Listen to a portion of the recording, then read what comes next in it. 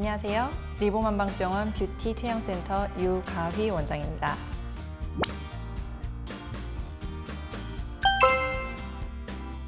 안팎의 온도 차이 말고도 겨울철 건조한 피부의 가장 큰 적이 바로 온풍기, 특히 천장용 히터인데요.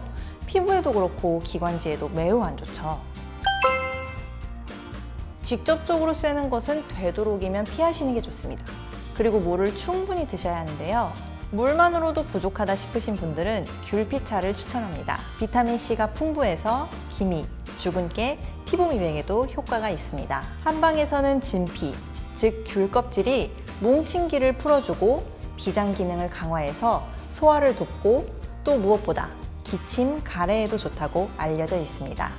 여기에 인삼을 더한 삼귤차는 기운이 없고 가슴이 답답할 때 마시면 좋습니다.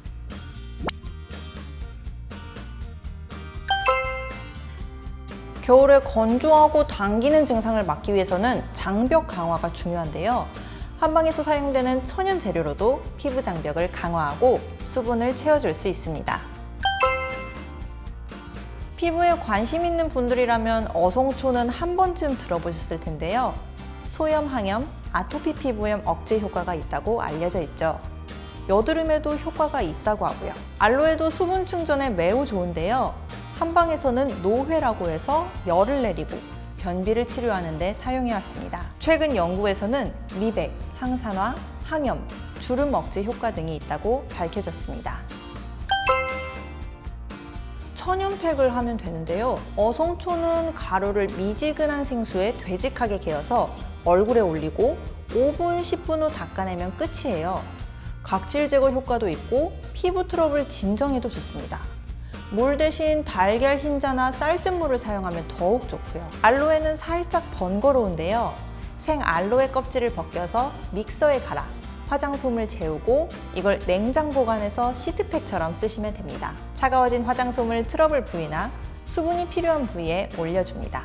하지만 두 가지 재료가 모두에게 맞지는 않으니 얼굴에 올리기 전 팔과 같은 곳에 얹어보고 사용하시는 게 좋습니다.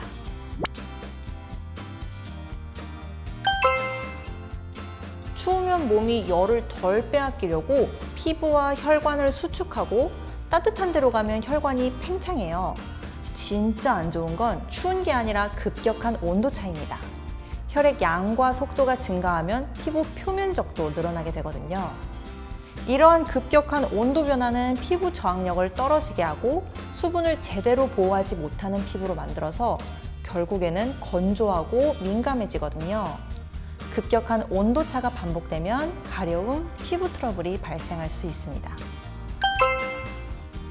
현실적으로 어렵죠. 그럴 때는 훈증요법으로 민감해진 피부를 달래보는 것도 좋습니다. 수증기를 피부에 쐬어주는 한방요법인데요. 한약재를 전탕해서 한약 성분을 머금은 수증기를 환부에 적용하는 방법입니다. 안면마비나 여드름 치료에 적용해서 효과를 냈다는 논문이 발표되기도 했던 치료법입니다. 예로부터 지금까지 피부 질환에 적용해온 효과적인 치료 방법입니다. 뜨거운 물에서 올라오는 김을 쐬는 것도 훈증요법인데요. 기혈순환을 원활히 하는 어성초나 방풍, 박하, 진피 등을 끓인 물로 하면 효과는 더욱 좋습니다. 너무 뜨거우면 화상을 입으니 주의하세요.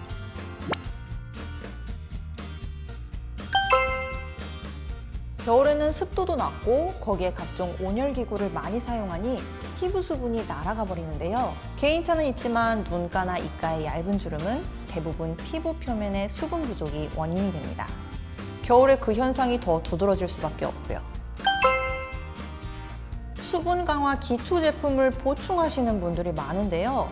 사실 이런 외부적인 수분 공급은 한계가 있습니다. 기초 제품 강화도 좋지만 사실은 물을 많이 마시는 것도 중요합니다. 겨울에는 눈가주름 방지를 위해 아이크림 같은 것을 추가로 바르시는 분들이 있는데요. 눈가는 피부가 얇아서 유분이 많은 제품을 과도하게 사용했을 때는 비립종과 같은 트러블을 유발할 수 있습니다. 눈 주변 신경혈관 순환을 돕는 지압으로 주름 예방을 할 수 있는데요. 코와 눈 사이 움푹 들어간 전명혈, 눈썹 안쪽 끝 찬죽혈, 관자놀이인 태양열 등을 자극하면 눈 주위 피부는 물론 눈 피로 해소, 붓기 완화, 측두부 혈행순환 개선과 탄력 있는 눈가를 만드는 데 도움을 줄 겁니다.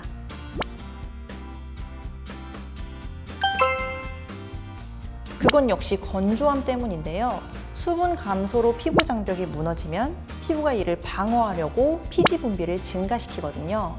과도한 피지는 건조한 피부와 맞물려서 두꺼운 각질층과 면포를 형성하게 되죠. 여기에 보습을 한다고 유분 많은 화장품을 사용하면 박테리아와 여드름 효소가 번식하기 쉬운 환경이 조성됩니다. 피부 장벽 회복이 시급한데요. 그러기 위해서는 유수분 밸런스를 잘 맞춰야 합니다.